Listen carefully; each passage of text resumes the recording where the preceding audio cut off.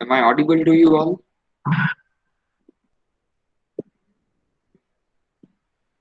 અવાજ આવે? Yes, sir. Okay. Yes, sir. Yes, Okay. sir. Good morning, everyone. My name is Harsh Parekh, and I'm working as an assistant professor in the Department of Civil Engineering. And I'm here to take your subject ECDM, that is known as Environmental Conservation and Disaster Management. હું તમારો એ subject લઈશ જેનું નામ છે environmental conservation and disaster management. I think આની પહેલા પણ તમારો એ જ લેક્ચર હતો. That was disaster management, right? Yes, sir. Okay. તો આ જે તમારું લેક્ચર્સ હતા એની અંદર તમારે ડિસ્ક્રિપ્શન મળી ગયું તમને તમારા સિલેબસનું? Yes, sir. ઓકે, સો સિલેબસને હવે આપણે રિકોલ કરવાની જરૂર નથી, બરાબર ને? Yes, sir. તમારો જે ડિઝાસ્ટર પોર્શન છે, રાઈટ, એ ડિઝાસ્ટર પોર્શન જે છે એ લેવા જયસર લેશે અને એમાં એન્વાયરમેન્ટલ કન્ઝર્વેશન પોર્શન જે છે that will be taken by me, right? હવે આની અંદર 4 મોડ્યુલ છે અને એ 4 મોડ્યુલની અંદર we are going to work with environmental conservation, and આપણે પહેલા તો we will know કે what is environment, એટલે આપણે environment શું છે એ પહેલા જાણવાની વાત છે આ આખી પ્રોસેસમાં. સો એન્વાયરમેન્ટ તો અત્યાર સુધી આપણે બધાએ ભણેલું હશે, રાઈટ? તો અત્યારે એક ક્વેશ્ચન આવે ને કે સર હવે આવડા મોટા થયા પાછું એન્વાયરમેન્ટ ભણવાનું છે, તો એન્વાયરમેન્ટ શું કામે ભણીએ છીએ, વાય ઇટ ઇઝ રિક્વાયર્ડ, અત્યારે શું કામે આપણે એન્વાયરમેન્ટ ભણશું, શું લાગે છે તમને? Civil engineering માટે sir, architect. Actually this is related to everyone. આ બધા બ્રાન્ચ માટે રિલેટેડ છે, બધા બ્રાન્ચના બધા સ્ટુડન્ટ્સને આ સબ્જેક્ટ ભણવાનો છે.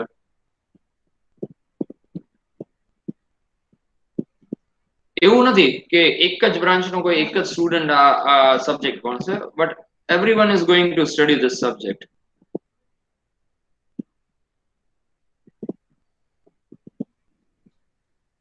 ઋષિકેશ તમારો વિડિયો ચાલુ છે. Sorry, sir. Sorry. ના ઇટ્સ ઓકે, ખાલી it was only to inform you. હા, એટલે આજે આપણે છે એન્વાયરમેન્ટ. આપણે એન્વાયરમેન્ટ સ્ટડી શું કામે કરશું, why we will study environment? ઈ તમે સિવિલ એન્જિનિયર હોય કે મેકેનિકલ હોય કે ઓટોમોબાઈલ એન્જિનિયર છો, યા કોમ્પ્યુટર એન્જિનિયર છો, યા કે તમે XYZ કોઈ પણ એન્જિનિયર છો, બટ એન્વાયરમેન્ટ તમારે સ્ટડી કરવાનું છે અને ઈ પાછું એન્જિનિયરિંગ ની અંદર. તો એન્જિનિયરિંગ ની અંદર તમને એન્વાયરમેન્ટ ભણાવવાનો શું મતલબ હશે, શું કામ કરાવતા હશે, કોઈને આઈડિયા? પર્યાવરણને નુકસાન ન થાય ને તેની જાળવણી થાય ને. બરાબર છે, એક વાત સાચી છે. બીજા કોઈને બીજો કોઈ આઈડિયા? કોઈ બીજું છે? સર હા ઋષિકેશ. સર એન્વાયરમેન્ટમાં એવી બધી ઘણી બધી એવી વસ્તુ છે જે આપણને હજી પણ ખ્યાલ નથી, એનું બધું શીખવા માટે એન્વાયરમેન્ટનું એન્જિનિયરિંગમાં આવે છે. ઓકે, કોઈ બીજો જે મને આન્સર કરી શકશે? એટલે હું અત્યારે સાચા કે ખોટા આન્સર નથી પૂછતો, હું ખાલી એક તમારો આઈડિયા જાણું છું કે what you have idea about environment. Sir આપણે જેમ કે ઓટોમોબાઈલમાં છીએ તો કોઈ પણ વસ્તુ એવી બનાવી જેનાથી પર્યાવરણને નુકસાન ન થાય એના માટે એન્વાયરમેન્ટ આવે. એક્ઝેક્ટલી, એટલે ઇન શોર્ટ જો હું કહેવા માંગુ તો એન્વાયરમેન્ટ આપણે એના માટે ભણીએ છીએ કે કોઈ પણ એન્જિનિયરિંગ બ્રાન્ચ તમે સિલેક્ટ કરી હોય એની અંદર યુ વિલ ક્રિએટ સમથિંગ. તમે એવું કંઈક બનાવશો કે જે પર્યાવરણને તમે સોંપવાના છો અથવા તમે સોસાયટીને સોંપવાના છો. હવે જ્યારે તમે કોઈ વસ્તુ સોસાયટીને સોંપો છો તો એ વસ્તુ એટલી જવાબદારીથી સોંપવી પડે કે જેનાથી એ સોસાયટીમાં રહેવા વાળા વ્યક્તિઓ અથવા સોસાયટીને નુકસાન ઓછામાં ઓછું થાય. હવે સોસાયટીને નુકસાન શેનાથી થશે, તો કે પર્યાવરણમાં જો એ નુકસાન કરતું હશે તો સ્વાભાવિક રીતે આખી સોસાયટીને પણ એ નુકસાન કરે છે. એમાં કોઈ પણ વ્યક્તિ બાદ બાકી થશે નહીં. હવે કન્સ્ટ્રક્શન કર્યું છે કોઈ પણ વસ્તુનું, તો જાણે કે સિમેન્ટ બનાવવાની વાત થતી હોય તો સિમેન્ટ તમે બનાવો તો સિમેન્ટ ક્યાંથી બને છે? સિમેન્ટ શેમાંથી બને છે?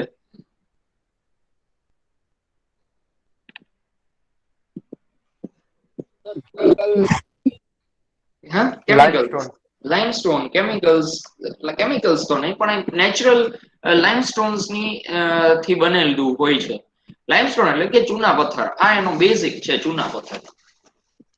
હવે જયારે તમે ચૂના પથ્થરથી બનાવેલું છે બરાબર છે, અને ઈ ટાઈમ ની અંદર તમે એમાં શું કરવાનું હોય તો કે પેલા એને ગરમ કરવામાં આવે, એને ગરમ કરે એટલે બહુ મોટા તાપમાન ઉપર ગરમ કરવામાં આવ્યું હોય તો એમાં પોલ્યુશન ક્રિએટ થયું ને. ગરમ કરવા માટે તમારે પોલ્યુટન્ટ કંઈક ક્રિએટ થશે, એટલે ઈ કન્સ્ટ્રક્શન મટીરિયલ ની વાત થઈ. પછી જાણે કે મેકેનિકલ એન્જિનિયર છે તો તમે ફર્નેસ વાપરો એટલે કે ભઠ્ઠો બનાવો છો કંઈક ગરમ કરવા માટે, એટલે તમારી પાસે ફાઉન્ડ્રી છે કંઈક બનાવવા માટેની, બરાબર. તો આ બધી વસ્તુમાં શું થશે કે ગરમ હીટિંગ કરવું પડશે, એમાં એર પોલ્યુશન થશે, પછી એમાં સોલિડ વેસ્ટ બહાર નીકળશે તો એ પણ પ્રોબ્લેમેટિક થશે.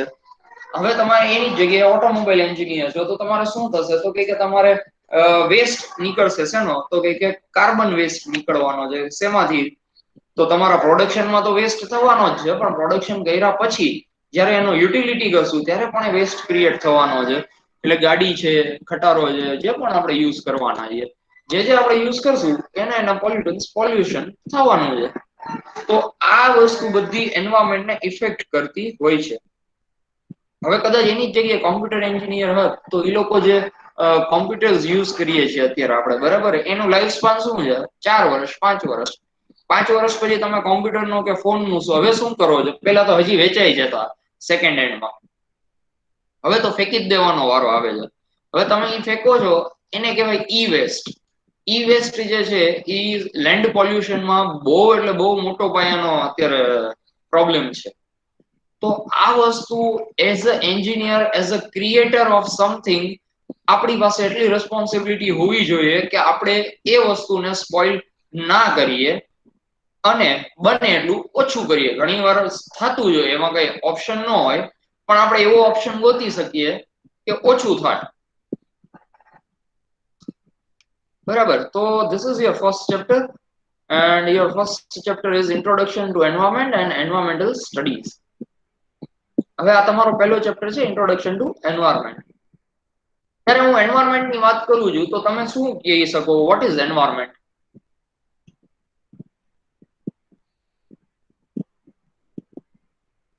કોઈ કહેશે મને એન્વાયરમેન્ટ ને કઈ રીતે વ્યાખ્યાયિત કરી શકીએ આપણે? કઈ રીતે ડિફાઇન કરી શકીએ? What is environment?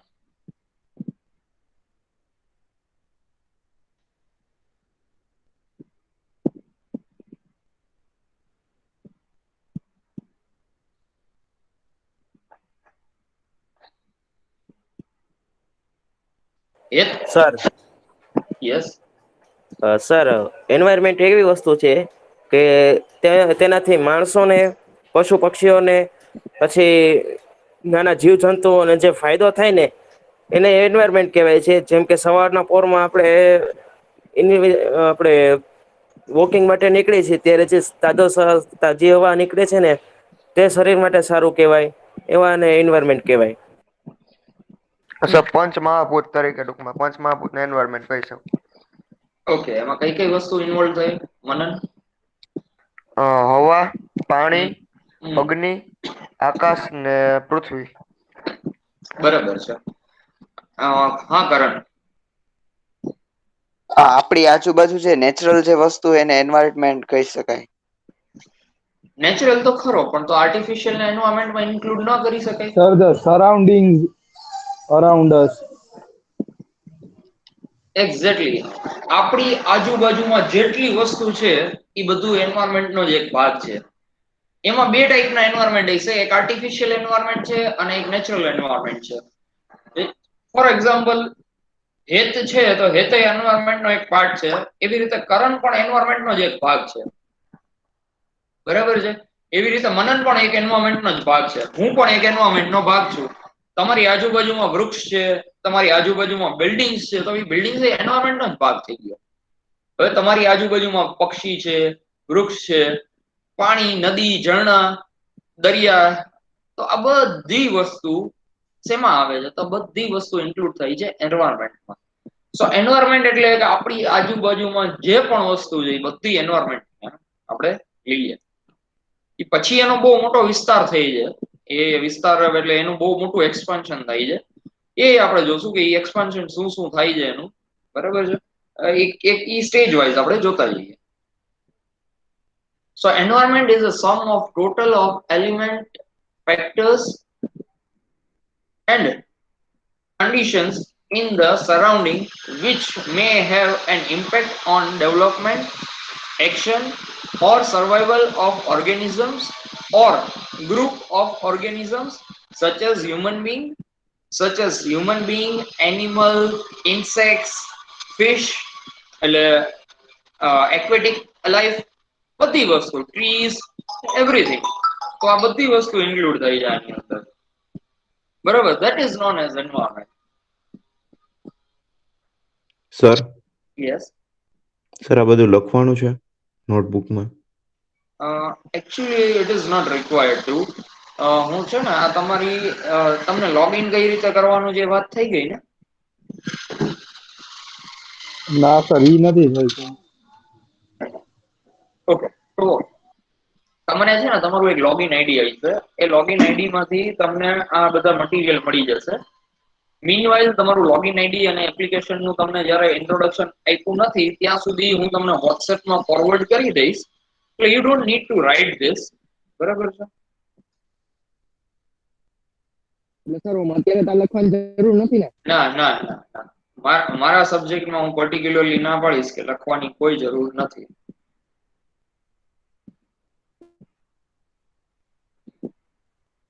સર તમારો અવાજ કપાય છે. ઓકે, મારા સબ્જેક્ટમાં હું પર્ટિક્યુલરલી ના પાડીશ કે લખવાની કોઈ જરૂર નથી એમ.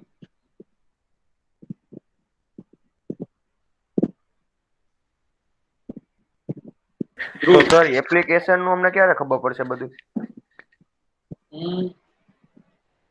તમારા ક્લાસ કોઓર્ડિનેટર કોણ છે? જય સર.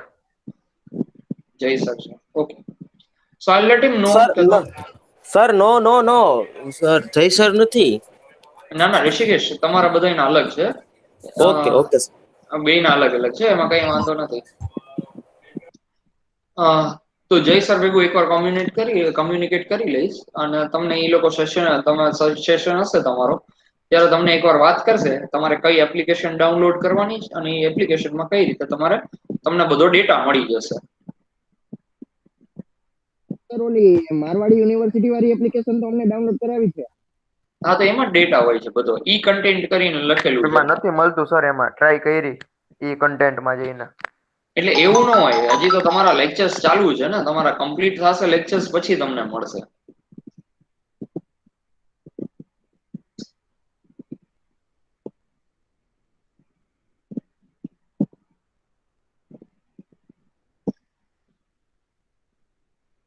ઓકે, બધાને કહું છું કે તમને હજી હમણાં નહીં મળે, ઇટ વિલ ટેક ટાઈમ. તમારા લેક્ચર્સ અત્યારે ચાલુ છે, એ લેક્ચર્સ કમ્પ્લીટ થઈ જાય. ફોર એક્ઝામ્પલ અત્યારે હું પીપીટી અપલોડ કરું, એ ક્યારે કરીશ તો કે 2-3 લેક્ચર વયા જાય આપણા, અને એ લેક્ચરમાં તમે ભણી લીધું હોય એ પછી હું એનો કન્ટેન્ટ અપડેટ કરીશ.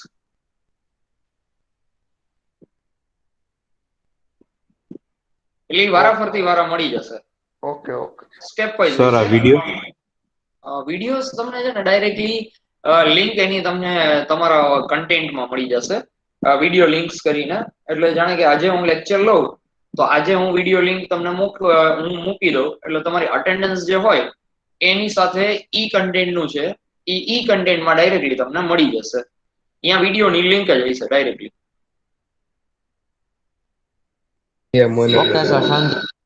હા સર આપણા 2 સબ્જેક્ટ છે, એન્વાયરમેન્ટ કન્ઝર્વેશન અને બીજો હે સર, તો એ બેની એક્ઝામ અલગ અલગ હશે 100 માર્કની? એક સેકન્ડ, ઈ હું ક્લિયર કરી દઉં. હા, હવે વિડીયોઝ ની જે વાત છે એ વિડીયોઝ માટે છે ને એક આઈ હેવ વન વિડીયો કે એમાં કઈ રીતે તમારે ફાઇન્ડ આઉટ કરવાનો, બરાબર છે? એટલે એ વિડીયો હું તમારી ભેગો શેર કરીશ, એમાંથી તમે ફાઇન્ડ આઉટ કરજો કે કઈ રીતે તમારે વિડીયો બનાવવાનો થાય, એટલે વિડીયોઝ ની લિંક તમારે ગોતવાની થશે કઈ રીતે.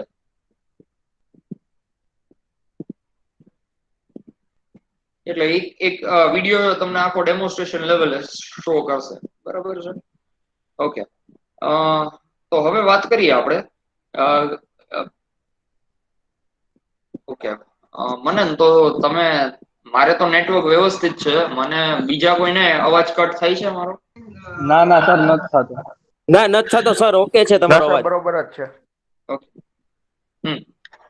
હા, હવે હેત વાત ઈ છે કે અલગ અલગ સબ્જેક્ટ અલગ અલગ એક્ઝામ દેવાની જે વાત છે, તમારે અલગ અલગ એક્ઝામ દેવાની જરૂર નથી. આ ECDM સબ્જેક્ટ એક જ છે, એન્વાયરમેન્ટલ અને કન્ઝર્વેશન. એના બે પોર્શન, એન્વાયરમેન્ટલ કન્ઝર્વેશન અને ડિઝાસ્ટર મેનેજમેન્ટ, એના ખાલી બે પોર્શન છે. એટલે ઈ બે પોર્શન માં ડિવાઇડેડ છે. બીજો કોઈ વાંધો ન, બીજો કોઈ એમાં બે અલગ અલગ એક્ઝામ દેવી પડશે કે એવું કાંઈ નથી એની અંદર. સેકન્ડરી થિંગ કે આની એક્ઝામ નથી. આ સ્કિલ બેઝ સબ્જેક્ટ છે. સ્કિલ બેઝ સબ્જેક્ટ ની અંદર આના પ્રોજેક્ટ્સ હશે, તમને એક્ઝામ્સ નહીં હોય. હા એટલે સર વાયવાની તો હશે ને? હા, એ હશે. એના વાયવાની એક હશે, બરાબર છે. એકમાં બંને વસ્તુ કવર થશે. બાકી આ સબ્જેક્ટના જે પણ તમારા માર્ક્સ હશે એ માર્ક્સ તમારા પ્રોજેક્ટ, ટાસ્ક, પ્રેઝન્ટેશન અને સેમિનાર્સ ઉપર ડિસ્ટ્રીબ્યુટેડ થયેલા રહેશે. એટલે સર બેયના અલગ અલગ આવશે બધું? આપણે મીન્સ કે બેયના અસેસમેન્ટ ઓલું આપો તમે પ્રોજેક્ટ કરવાના કે ગમે હા, બેયના અલગ અલગ આવશે? બેયના અલગ અલગ આવશે. Okay sir. પ્રોજેક્ટ્સ અને એ બધું બેયના અલગ અલગ આવશે. માર્ક્સ બેયના એક જ જગ્યા ઉપર પુટ થશે. એક્ઝામ તમારી એક જ હશે, વાઇવા તમારા એક જ હશે, સબમિશન એક જ હશે.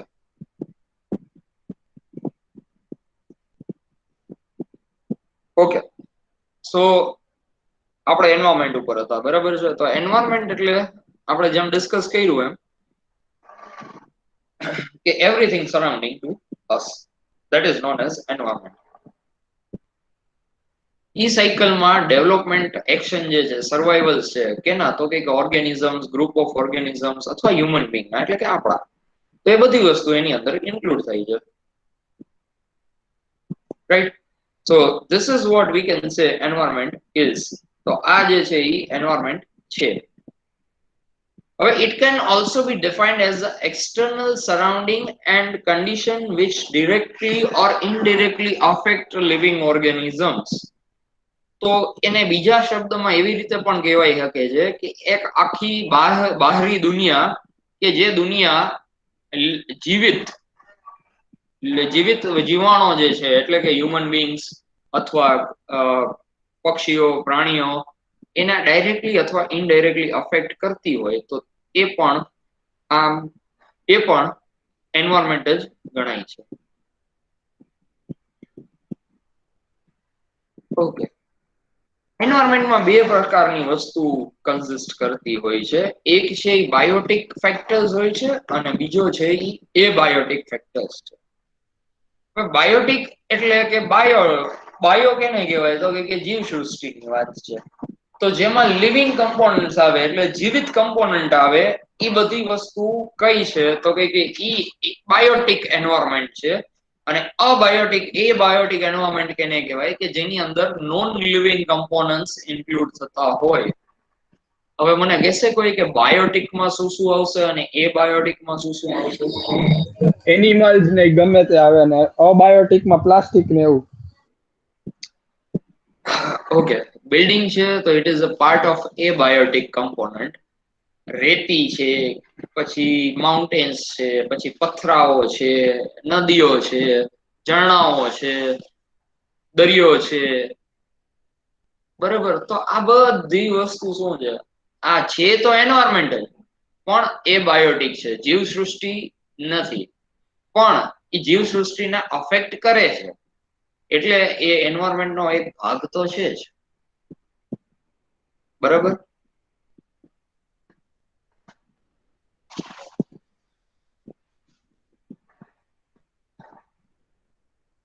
ઓકે, તો બાયોટિક અને abiotic factor that surround us and with which we interact. Biotic અને એબાયોટિક શું છે, તો કે આખી આપણી આજુબાજુમાં હોય છે અને એની જોડે આપણે રોજનું એક કામકાજ પડતું હોય છે. સર એબાયોટિકમાં સન આવે?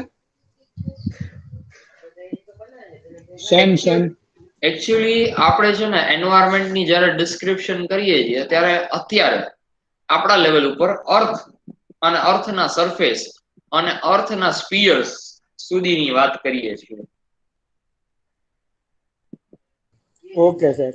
બરાબર છે. હવે એની બહાર અગર આપણે એન્વાયરમેન્ટ ની વાત કરીએ તો it is a huge topic. એ બહુ મોટો ટોપિક છે. જ્યારે તમે અર્થ સરફેસ ની બહારની વાત કરો તો ઈ આખો એન્વાયરમેન્ટ સ્ટાર્સ ના પ્લેનેટ્સ ના એ આખી વસ્તુ અલગ છે. So sun doesn't include in our environment but it is undivided part of environment itself. સૂર્ય એન્વાયરમેન્ટ નો ભાગ અત્યારે આપણા ઓલામાં નથી, પણ સૂર્ય કિરણ અને એની ગરમી એ જે છે એ એન્વાયરમેન્ટ નો અભિન્ન હિસ્સો છે પાછો.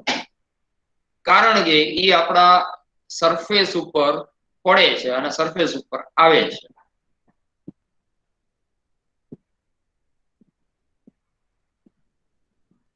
The biotic and abiotic components are in dynamic state. They continuously affect each other and cannot be isolated from each other. Biotique અને એબાયોટિક એન્વાયરમેન્ટ છે એ એકબીજાને તરત જ કન્સર્નમાં છે. એ એકબીજાને છૂટાઈ ના પડી શકે અને કન્ટિન્યુઅસ એકબીજાને ક્યાંક ને ક્યાંક ડિપેન્ડન્ટ રહેતા હોય છે. ફોર એક્ઝામ્પલ હ્યુમન બીંગ, આપણે કોના ઉપર ડિપેન્ડન્ટ છીએ? એનિમલ અને plant. Food. Exactly. After, as a human being, we are dependent on two things. First is the food, second is water, and I can say we also have a third thing that is known as air. તો આપણે આ ત્રણ વસ્તુમાં dependency છે આપણી, બરાબર છે? તો આ ત્રણેય વસ્તુ ડિપેન્ડન્ટ છે કેનાથી? તો કે એન્વાયરમેન્ટ. હવે એર જે છે એ લિવિંગ છે, નોન લિવિંગ છે?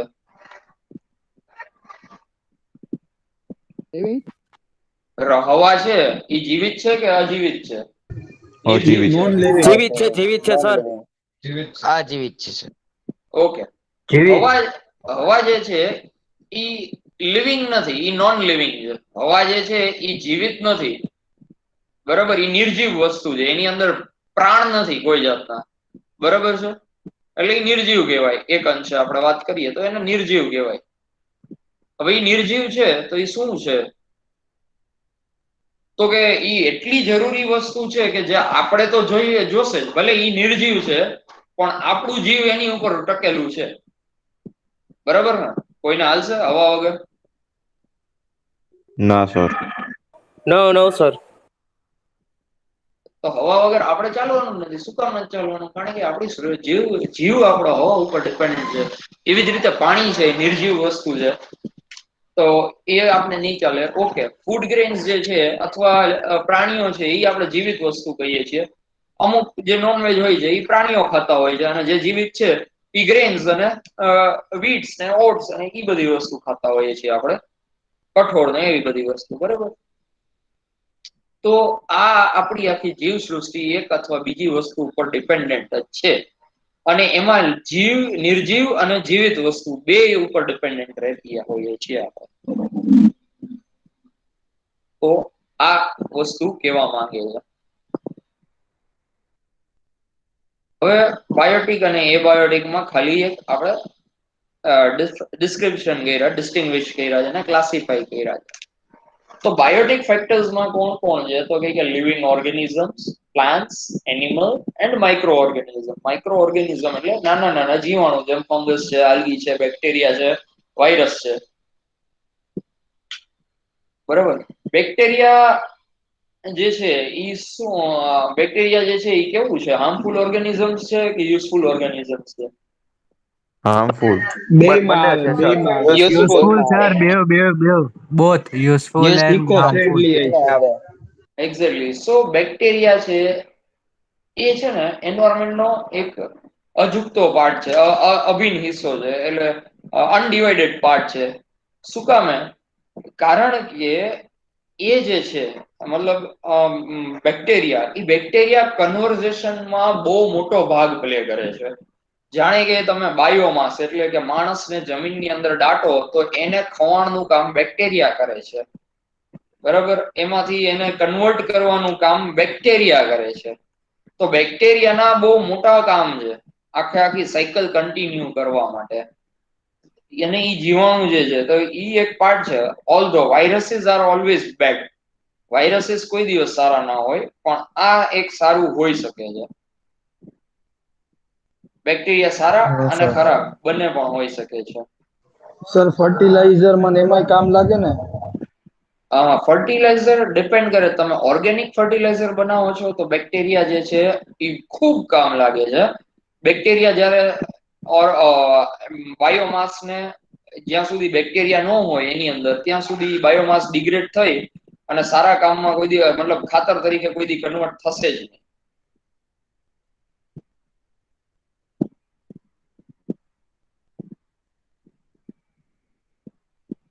બરાબર, એટલે ખાતર માટે ખૂબ કામ લાગે છે. બરાબર વાત છે, એકદમ કામ લાગે છે ખાતર માટે પણ. પછી સર દહીં બનાવવામાં લેક્ટોબેસિલસ. એક્ઝેક્ટલી, દહીં બનાવવામાં જે વસ્તુ યુઝ થઈ છે એટલે યુઝ થઈ છે ઇન સેન્સ કે દહીં પોતે જ એક બેક્ટેરિયાનો જ ભાગ છે, આખું બેક્ટેરિયલ જ કોલોની છે. અને એ બેક્ટેરિયા આપણે રોજ ખાઈએ છીએ 365 ડેઝ.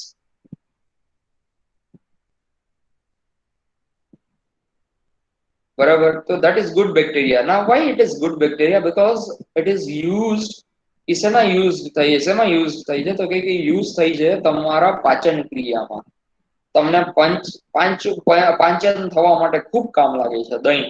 અને ઈ બેક્ટેરિયા, થર્ડ થિંગ ઈ છે કે બેક્ટેરિયા આપણા પેટમાં પણ પાચન કરવા માટે આપણે બેક્ટેરિયાનો ઉપયોગ કરીએ છીએ. તમને ખબર હોય કે ના ખબર હોય, તમે જાણતા અથવા અજાણતા તમે બેક્ટેરિયાનો ભરપૂર યુઝ કરો છો અત્યારે.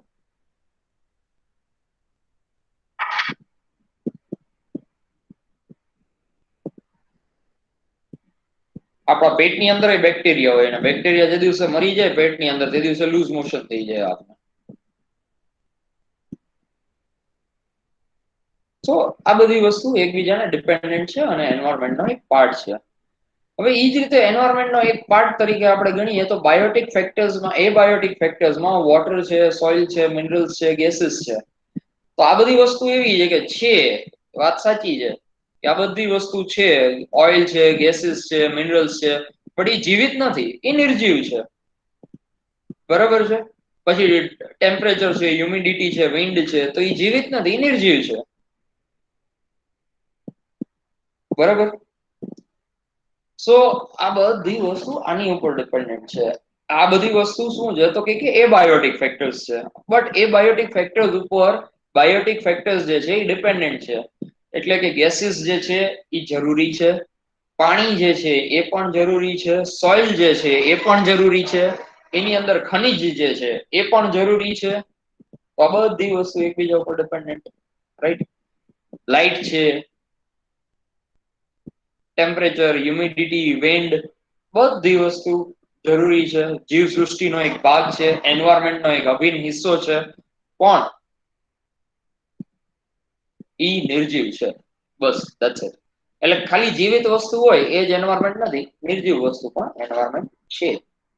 એક લાઈફ સાયકલની પેટર્ન છે કે લાઈફ સાયકલ કેનાથી હોય તો કે એ બાયોટિક કમ્પોનન્ટ્સમાં આપણે ગણીએ પ્લાન્ટ ને એ બધી વસ્તુ, અથવા હવા ને એ બધી, સોરી, સનલાઇટ જે છે એ એબાયોટિક છે. અને બાયોટિક કમ્પોનન્ટ કોણ છે તો કે પ્લાન્ટ ને એ બધું છે. પ્લાન્ટ ને એ બધું જીવિત વસ્તુ છે. તો એ પ્લાન્ટ ડિપેન્ડન્ટ કોની ઉપર છે તો કે એબાયોટિક, કે સનલાઇટ અથવા સનની ઉપર ડિપેન્ડન્ટ છે. બરાબર છે.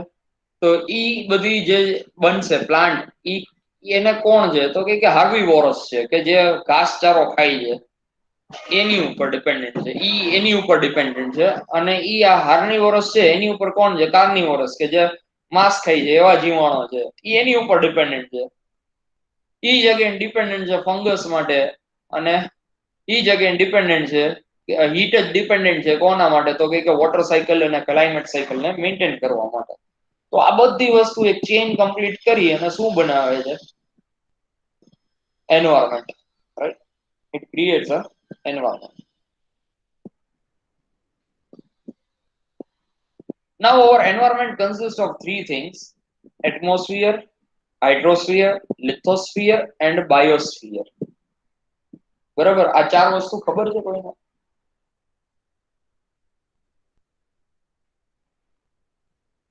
ભણ્યા પેલા કોઈ ભણ્યું છે આ વસ્તુ પેલા અગાઉ? હા સર ભણાઈ ગયું. હા, તો શું છે આ વસ્તુ? What is atmosphere? Air around us. હવામાન. હવામાન, બરાબર છે. હવે આ હવામાન કેટલું છે? તો કે આપણી હાઈટ જેટલું હવામાન નથી. આ હવામાન તો ક્યાંય ઉપર કેટલા 100 1600. કિલોમીટર. Exactly right. એટલે પૃથ્વીના ક્રસ્ટ થી લઈ અને ઉપર ક્યાંય સુધી છે, અને બધાય લેયર અલગ અલગ ગેસના બનાવેલા છે, અને એ બધાય અલગ અલગ ગેસ આપને અલગ અલગ રીતે કામ લાગતા હોય છે. બરાબર છે. હાઇડ્રોસ્ફિયર, વોટ ઇઝ હાઇડ્રોસ્ફિયર? વોટર નું બધે વોટર બોડીઝ. પાણી, બસ. વોટર બોડી એટલે દરિયો છે, ઝીલ છે, લેક્સ છે, નદીઓ છે. તો એ બધી વસ્તુને હાઇડ્રોસ્ફિયર કહેવાય છે. અને હાઇડ્રોસ્ફિયર જીવસૃષ્ટિમાં એક બહુ મોટો ફાળો ભજવે છે.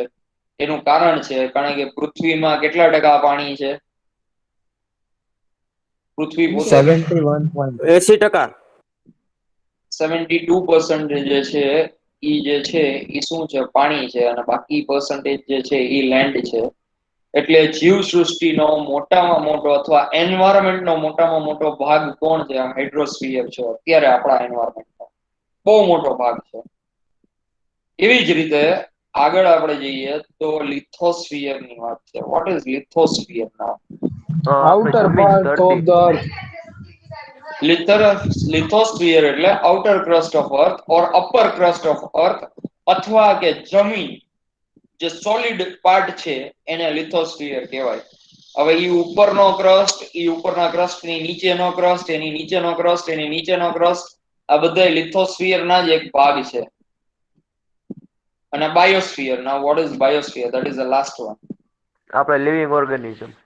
Every living organism is a part of biosphere, and that is known as biosphere.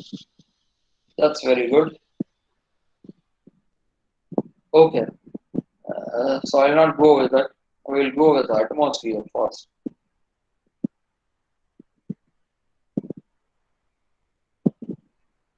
So what is atmosphere?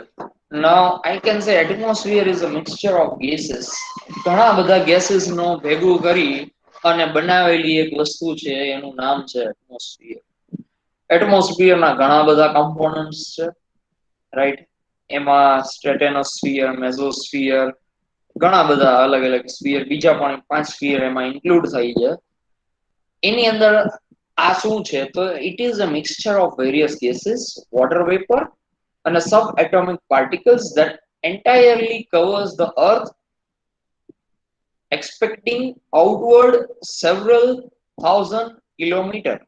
તો એ એક્સપાન્ડિંગ ક્યાં છે? તો કે ઘણા બધા હજારો કિલોમીટર સુધી એક્સપાન્ડેડ છે. So this is your atmosphere. Atmosphere કયા કયા gases થી બનેલો છે? So atmospheres are the part of atmosphere is constructed of what? તો કે નાઇટ્રોજન, મોલિક્યુલર ફંક્શન જે નાઇટ્રોજન જે છે એ સૌથી વધારે છે એટમોસ્ફિયર ની અંદર. ઓક્સિજન છે, પછી 78% જે છે એ નાઇટ્રોજન હોય છે, 20% આપણી પાસે ઓક્સિજન છે, આર્સેનિક છે, સોરી આર્ગોન છે. આર્ગોન જે છે એ આર્ગોન આપણે 0.093% છે, 0.093% છે. કાર્બન ડાયોક્સાઇડ 0.003% છે. અને પછી બાકીના જે છે ક્રિપ્ટોન છે, એક્ઝોન છે, હિલિયમ છે, બરાબર, એ બાકીના જે પર્સન્ટેજ વધે છે એનો ભાગ છે. હવે આની અંદર એટમોસ્ફિયર ની અંદર 3 બીજા લેયર્સ છે, બરાબર છે. પેલું જે છે ટ્રોપોસ્ફિયર છે, બીજું જે છે એ સ્ટ્રેટેનોસ્ફિયર છે, ત્રીજું જે છે એ મેઝોસ્ફિયર છે, અને ચોથું જે છે એ થર્મોસ્ફિયર છે. તો આ બધાય અલગ અલગ સ્ફિયર જે છે એ છે, અને એ પૃથ્વીથી કેટલા કિલોમીટર હાઈટ સુધીની છે એ અહીંયા આપણે ડિસ્ક્રાઇબ કરેલું છે, બરાબર. It is up till what? It is up till 140 kilometres height અહીંયા ડિસ્ક્રાઇબ કરેલી છે. અને એના ઉપર પણ એટમોસ્ફિયર છે, એવું નથી કે એટમોસ્ફિયર નથી, બટ એને આપણે કન્સિડર 140 કિલોમીટર જેટલું કરીએ છીએ. નાવ જ્યારે આપણે વાત કરીએ છીએ the lower portion of atmosphere, the extended up the lower portion of atmosphere, it is known as a troposphere. Words અહીંયા રહી ગયો છે ઇન્ક્લુડ કરવાનો. Now what is troposphere? Actually we are talking about troposphere. એટલે કે પેલું જે છે એ ટ્રોપોસ્ફિયર શું છે, તો કે lower portion of atmosphere. Atmosphere નો સૌથી નીચલો પોર્શન જે છે એ શું છે? That is your troposphere. Extended up to 8 kilometer at pole and 16 kilometer at equator. On an average, it is of 10 to 11 kilometers from the Earth's surface. Temperature decreases at a rate of 5 to 7 degrees per kilometer. એટલે 10 kilometre ઉપર જાઓ એટમોસ્ફિયરમાં તો temperature કેટલું હોય છે? જમીન ઉપર 40 degree હોય તો 10 કિલોમીટર ઉપર ગયા તો કેટલું હોય છે?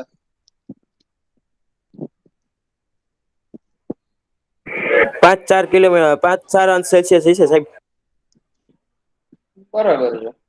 એટલે કે અહીંયા ઉપર ગયા હોય તો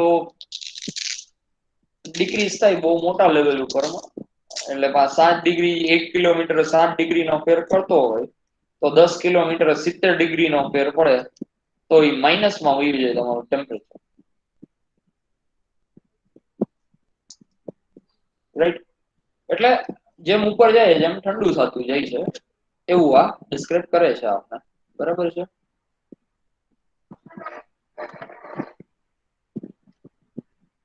ઓકે, પછી શું છે તો કે strong vertical air movement responsible for the rapid and complex mixing. હવે આ હવા જે બધી હાલે છે, જે વિન્ડ વેલોસિટી, જે વિન્ડની સ્પીડ હોય છે, એ બધું આ એટમોસ્ફિયરિકમાં જે ચેન્જીસ થાય છે એમાં જે ટેમ્પરેચર લેવલ ચેન્જીસ હોય છે એની લીધે સૌથી વધારે થતું હોય છે. તો આ જે પાર્ટ છે ધેટ ઇઝ યોર એટમોસ્ફિયર, અને એટમોસ્ફિયર નો ટ્રોપોસ્ફિયર. આ ટ્રોપોસ્ફિયર છે. હવે એમાં સ્ટ્રેટોસ્ફિયર એટલે કે સેકન્ડ પોર્શનમાં આપણે ગયા. It is અબાવ a troposphere, extend up to 50 to 55 kilometre. આ 55 કિલોમીટર સુધી છે. જમીનથી 55 કિલોમીટર કે ટ્રોપોસ્ફિયર થી 55 કિલોમીટર? શું લખેલું છે?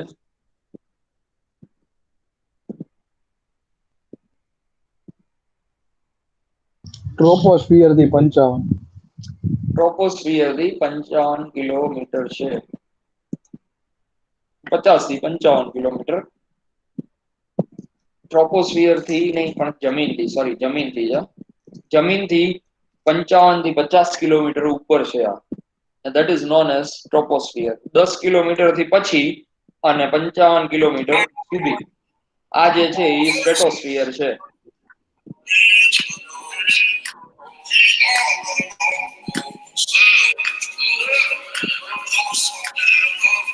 મૃણાલ,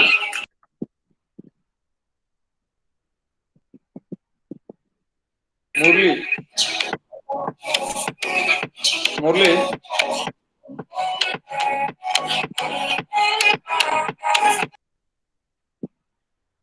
આવા નોનસેન્સ કરતા નહીં, બાકી I have to remove you from this.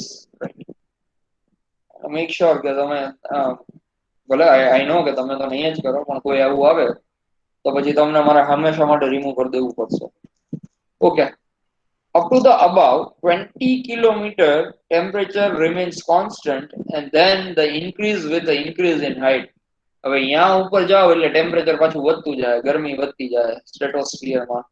અને ઓઝોન લેયર જે છે, ઓઝોન નું પડ જે છે એ ક્યાં છે? તો એ કે સ્ટ્રેટોસ્ફિયરમાં પાકું છે. હવે મને કોઈ કહેશે ઓઝોન એટલે શું છે? What is ozone? સૂર્યના Protect us from UV rays. Protect કરે યુવી રેસ થી. ઓઝોન એટલે ઓક્સિજનના 3 એટમ ભેગા થાય O3. એને ઓઝોન કહેવાય. અને એનું એક આખું પૃથ્વીની ઉપર એક લેયર છે, અને ઈ લેયર અલ્ટ્રાવાયોલેટ કિરણોથી આપણે બચાવે છે. ઓલ્ધો સમયની સાથે પોલ્યુશન વધતા એ જે છે એ ઘટતું ગયું છે, એ લેયર નાનું પતલું થતું જાય છે, અને એની જ લીધે આપણું તાપમાન પૃથ્વીનું છે એ વધતું જાય છે, અને જે આઈસ છે એટલે કે જે હિમખંડો છે એ હિમખંડો આઈસબર્ગ જેને કહીએ, પોલાર આઈસ કહીએ, એ પતલી થતી જાય, મેલ્ટ થતી જાય છે અને ઘટતી જાય છે, અને એની લીધે સી લેવલ જે છે, દરિયાઈ પાણી જે છે એ ઊંચું આવતું જાય છે. તો આ એક આખી પ્રોસેસ. સર અત્યારે તો રિકવર થાય છે ને? અત્યારે રિકવર થાય છે, બટ જે પ્રોબ્લેમ છે એ તો છે જ. હજી વી આર લાઈક કે હજી કોઈ એવું સોલ્યુશન નથી એવું કે આપણે પ્રોબ્લેમ નથી. પણ સર એ તો ગ્લોબલ વોર્મિંગ ઓસ્ટ્રેલિયામાં છે ઇન્ક્રીઝ ને? થતું રહે. ઓસ્ટ્રેલિયા નથી, અત્યારનો ઓઝોનનો જે હોલ છે એ એકચ્યુઅલમાં આર્ટિક ની બાજુ છે, અને એન્ટાર્ક્ટિકા. એન્ટાર્ટિક બાજુ છે, પોલ ઉપર છે, આપણા પોલ્સ ઉપર છે. અને ઓસ્ટ્રેલિયાની બાજુમાં હવે થિન લેયર થવાનું ચાલુ થયું છે. હવે નવું ડિપોઝિશન અહીંયા દેખાય છે અત્યારે કે છે. But we are really trying much hard two overcome this. આપણે બધા અત્યારે બહુ હાર્ડલી ટ્રાય કરીએ છીએ કે આપણે આને ઓવરકમ કરી શકીએ, અને we are trying to overcome this. અને આખી દુનિયા અત્યારે કામ કરે છે કે એને આપણે ઓવરકમ કરી શકીએ.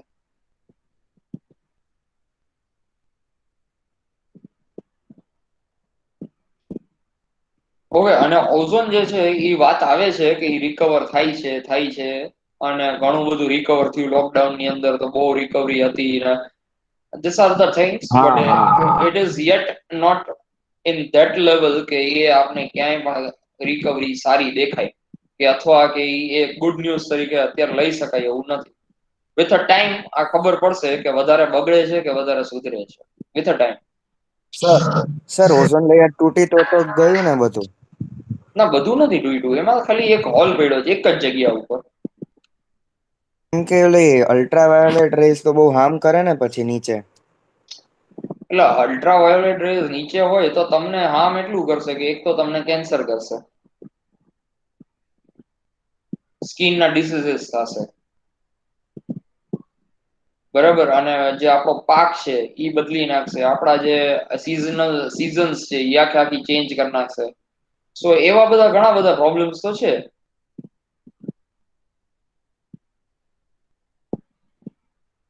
બટ એ અત્યારે આર્ટિક ને એન્ટાર્ટિક સુધી છે એટલે આપણે જીવી શકીએ, વાંધો નથી. બાકી પછી કઈક નવું આપણે વિચારવું પડે. અત્યારે આર્ટિક એન્ટાર્ટિક સુધી છે એટલે વાંધો નથી. એટલે પોલ ઉપર છે કે જ્યાં માણસો છે જ નહીં, જ્યાં જીવસૃષ્ટિ છે જ નહીં. જીવસૃષ્ટિ છે પણ હ્યુમન લાઈફ નથી, અને આપણે માણસ તરીકે બીજાની પરવા વધારે ઓછી કરીએ છીએ, આપણી પહેલા કરીએ છીએ. એટલે અત્યારે આપણે હાર્મફુલ નથી એવું માની અને આપણે એની ચિંતા કરવા થઈ ગયા છે બંધ. Now, mesosphere. It is a layer above a stratosphere and extended up to the 80 kilometer. Temperature decreases slowly with altitude, but then surprisingly spirify to -75 degree centigrade. તો એ શું છે તો કે પેલા ટેમ્પરેચર છે એ ધીરે ધીરે ડિક્રીઝ થાય, પછી સીધું સરપ્લસ થાય છે. ટેમ્પરેચર સીધું ક્યાં સરપ્લસ થાય છે તો કે -75 ડિગ્રી સેન્ટીગ્રેડ. એટલે કે અર્થના લેયર થી જેમ ઉપર જતા જાઓ એમ એ ઠંડુ થતું જાય છે. હવે આ લેયર જ ઈ છે કે જે આપણે મીટિયોર્સથી અને એનાથી બચાવે છે. એટલે કે આ લેયર જે છે અહીંયા સુધીમાં મીટિયોર્સ બધા પૂરા થઈ જાય. સ્ટ્રેટોસ્ફિયરમાં તો જ્યુજ જ કોઈ મીટિયોર્સ અંદર પડતા હોય, એટલે કે ઉલ્કા પિંડ જે છે એનાથી આપણે બચાવે છે. આમ જોઈએ તો પૃથ્વીની બહારની જે સૃષ્ટિ છે એમાં જો કોઈ હુમલો થતો હોય આપણી ઉપર, તો એને બચાવવા માટેનો આખો સ્ફિયર યુઝ થાય છે, અને એ આપણે બચાવે છે ઇન શોર્ટ.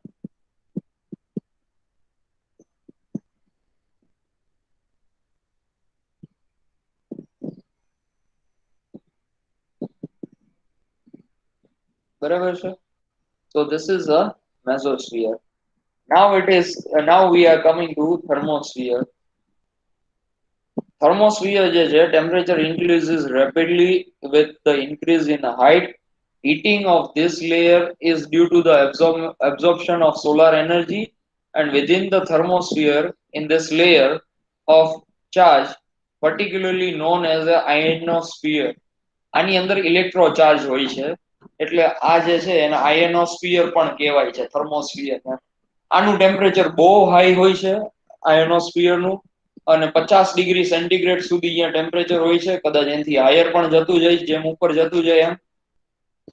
અને ત્યાં તિલકા પિંડ ને એ બધું જે આવે એ બધું અહીંયાથી ગરમ ગરમ થઈ સ્ટોપ થાય અને એ વિખરાઈ જાય, અને મેઝોસ્ફિયરમાં પાછો એ ઠંડો પડે, અને એનાથી આખે આખું વિખાઈ જાય ને ધૂળ જેવું નીચે પડે, જમીન ઉપર ખાલી ધૂળ પડે, બીજું કઈ ન પડે એમાં. પછી એક્સપોસ્ફિયર છે. એક્સપોસ્ફિયર જે છે એ સાવ આઉટર લેયર થઈ ગયું, 2000 કિલોમીટર સુધીની વાત છે પૃથ્વીથી. This layer is almost airless. અહીંયા કઈ હવા જેવું કઈ છે નહીં, ગેસીસ ઓછા છે, એમ્પ્ટી છે, but consists of hydrogen gas.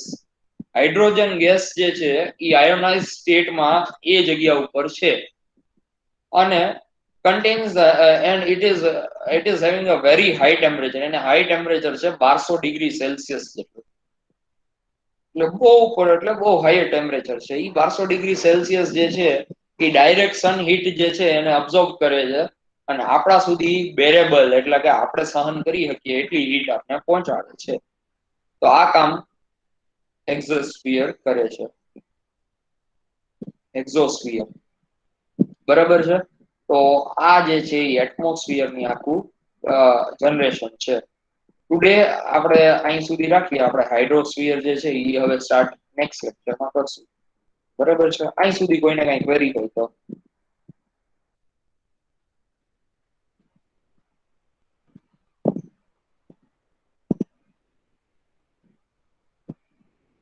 Okay, તો આપણો જયારે નેક્સ્ટ લેક્ચર આવી ત્યારે એ નેક્સ્ટ લેક્ચર ની અંદર તમે આ જ વસ્તુ જે છે એનું હું થોડાક તમને ક્વેશ્ચન્સ કરીશ, એટલે તમારે પ્રિપેર કરવાનું છે. હવે તમારે એ પ્રિપેર કયા ફોર્મમાં કરવાનું છે, તો તમારે એનો એક ચાર્ટ તરીકે ફોર્મ કરવાનો છે. હવે એ ચાર્ટ કેવો હોય, તો હું એ ચાર્ટ તમે પીપીટી માં બનાવવાનો, પાવર પોઈન્ટ પ્રેઝન્ટેશન ની અંદર. અને જેની પાસે લેપટોપ ની કે એવું કઈ કોમ્પ્યુટર ના હોય તો એને ચિંતા કરવાની જરૂર નથી, તમે પેપરમાં બનાવી શકો છો વિથ સ્કેચ પેન્સ, કલર્સ, એ બધી વસ્તુને યુઝ કરી અને બનાવી શકો છો. એક હું તમને એક્ઝામ્પલ તરીકે છે એ હું ખાલી તમને દેખાડું છું અહીંયા. અને આ વસ્તુનું નથી, એ છે વસ્તુ આખી અલગ જ, પણ આવું કંઈક બનાવવાનું હોય તમારે.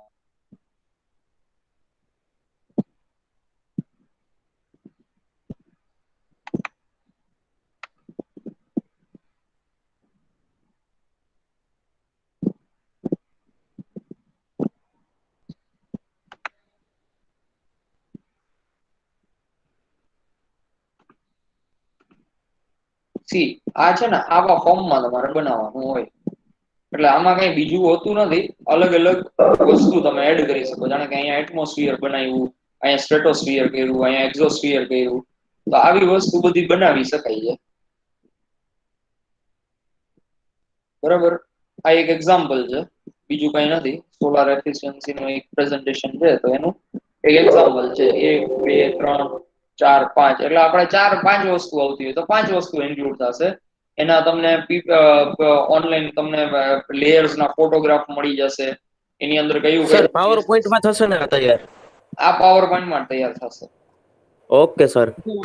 એલ્સ તમે મેન્યુઅલ પણ બનાવી શકો છો, જેની પાસે પોસ્ટર્સ બનાવવાનો કે એવી પોસ્ટર્સ બનાવી શકો છો, જેની પાસે અત્યારે લેપટોપ કે એવું કઈ ન હોય, કોમ્પ્યુટર કે એવું કઈ ન હોય તો. એટલે એવું નથી કે ફરજિયાત હવે કોમ્પ્યુટર લેવાનું છે આપણે, બરાબર છે, કે લેપટોપ લેવાનું છે.